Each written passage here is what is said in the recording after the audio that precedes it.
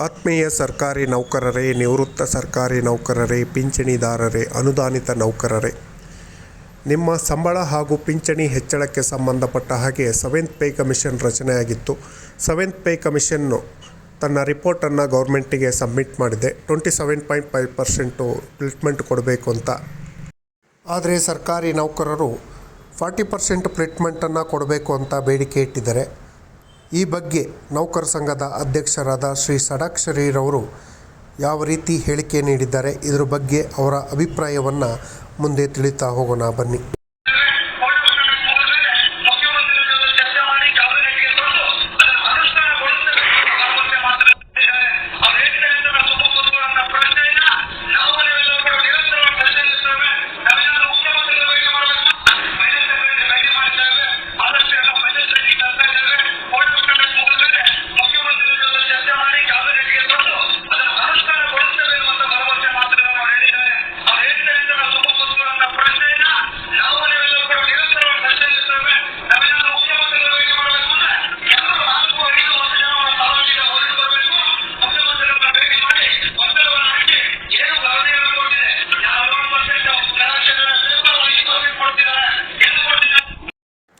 ಸರ್ಕಾರಿ ನೌಕರರ ಬಹುದಿನದ ಬೇಡಿಕೆಯಾದ 18 ತಿಂಗಳ DA, ಇಂಕ್ರಿಮೆಂಟ್, HRA, TA, ಸಂಬಳ ಹಾಗೂ ಇತರೆ ಭತ್ಯೆಗಳ ಹೆಚ್ಚಳದ ಬಗ್ಗೆ ತಕ್ಷಣ ಕ್ರಮ ಕೈಗೊಳ್ಳಬೇಕು.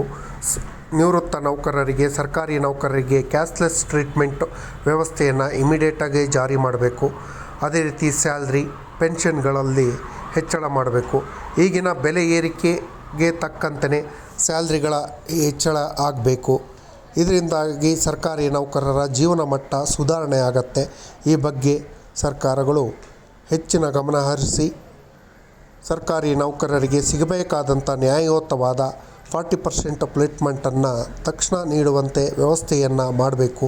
ಇನ್ನು ಮೀನಮೇಷ ಎಣಿಸ್ತೇನೆ 1/7/2022 ಇಲ್ಲಿವರೆಗೂ ಏನು ಸೆವೆಂತ್ ಪೇ ಕಮಿಷನ್ ರಿಪೋರ್ಟ್ ಕೊಡೋಕ್ಕೆ ಡಿಲೇ ಮಾಡಿತ್ತು, ಅದರದ ಇಂಟರ್ನಲ್ ರಿಲೀಫನ್ನು ಕೊಡುವಂಥ ವ್ಯವಸ್ಥೆಯನ್ನು ಸರ್ಕಾರಿ ನೌಕರರು ಮಾಡಬೇಕು. ನೌಕರರಿಗೆ ಉಪಯೋಗ ಆಗುವಂಥ ಕೆಲಸವನ್ನು ಸರ್ಕಾರ ಮಾಡಬೇಕು. ಸೆವೆಂತ್ ಪೇ ಕಮಿಷನ್ ಇಮ್ಮಿಡಿಯೇಟ್ಲಿ ಜಾರಿ ಮಾಡಿ ಸರ್ಕಾರಿ ನೌಕರರೆಲ್ಲರಿಗೂ ಉಪಯೋಗ ಆಗುವಂಥ ಕೆಲಸವನ್ನು ಮಾಡಬೇಕು. ಸರ್ಕಾರಿ ನೌಕರರ ಎಷ್ಟೋ ವರ್ಷಗಳ ಕನಸು ಈಡೇರಿಸಬೇಕು. ಸೆಂಟ್ರಲ್ ಗೌರ್ಮೆಂಟ್ ಪೇಗೂ ಸ್ಟೇಟ್ ಗೌರ್ಮೆಂಟ್ ಪೇಗೂ ಅಜಗಜಾಂತರ ವ್ಯತ್ಯಾಸ ಇದೆ. ಸೆಂಟ್ರಲ್ ಗೌರ್ಮೆಂಟಿಗೂ ಹಾಗೂ ಸ್ಟೇಟ್ ಗೌರ್ಮೆಂಟಿಗೂ 68% ಸ್ಯಾಲ್ರಿ ಡಿಫ್ರೆನ್ಸ್ ಇದೆ. ಈ ಡಿಫ್ರೆನ್ಸನ್ನು ಸರಿ ಮಾಡಬೇಕಾಗಿರೋದು ಸರ್ಕಾರದ ಕರ್ತವ್ಯ. ಎಲ್ಲ ನೌಕರ ಸಂಘಗಳು ಇದ್ರ ಬಗ್ಗೆ ಗಮನ ಹರಿಸಿ ಸರ್ಕಾರದ ಮೇಲೆ ಒತ್ತಡವನ್ನು ತಂದು ನೌಕರರಿಗೆ ಸಿಗಬೇಕಾದಂಥ ನ್ಯಾಯಯುತ ಬೇಡಿಕೆಯನ್ನು ಈಡೇರಿಸುವತ್ತ ಗಮನ ಹರಿಸಬೇಕು ಅಂತ ಹೇಳಿ ಪ್ರತಿಯೊಬ್ಬರಲ್ಲೂ ನಾನು ಕೋರ್ತೀನಿ. ಸರ್ಕಾರಕ್ಕೆ ವೈಯಕ್ತಿಕವಾಗಿ ಕೋರಿಕೊಳ್ಳುತ್ತೇನೆ. ಸರ್ಕಾರ ಈ ಬಗ್ಗೆ ಗಮನ ಹರಿಸಿ ನೌಕರರ ಬೇಡಿಕೆ ಈಡೇರಿಸಲಿ. ಸರ್ಕಾರಿ ನೌಕರರ ಬೇಡಿಕೆಯ ಬಗ್ಗೆ ಪ್ರತಿಯೊಬ್ಬರೂ ಹೋರಾಟ ನಡೆಸಿ ನ್ಯಾಯಯುತವಾಗಿ ಸಿಗಬೇಕಾದಂಥ ವೇತನವನ್ನು ಪಡೆಯೋಣ. ಹೆಚ್ಚಿನ ಅಪ್ಡೇಟ್ಗಳನ್ನು ಈ ಚಾನಲ್ ಮೂಲಕ ತಮಗೆ ತರ್ತೀನಿ. ನಿಮ್ಮೆಲ್ಲರ ಸಮಸ್ಯೆಗಳನ್ನು ಬಗೆಹರಿಸೋಕ್ಕಾಗಿ ಈ ಚಾನಲ್ಗೆ ಸಬ್ಸ್ಕ್ರೈಬ್ ಮಾಡಿಕೊಳ್ಳಿ. ಈ ವಿಡಿಯೋ ನೋಡಿದ್ದಕ್ಕೆ ಧನ್ಯವಾದಗಳು.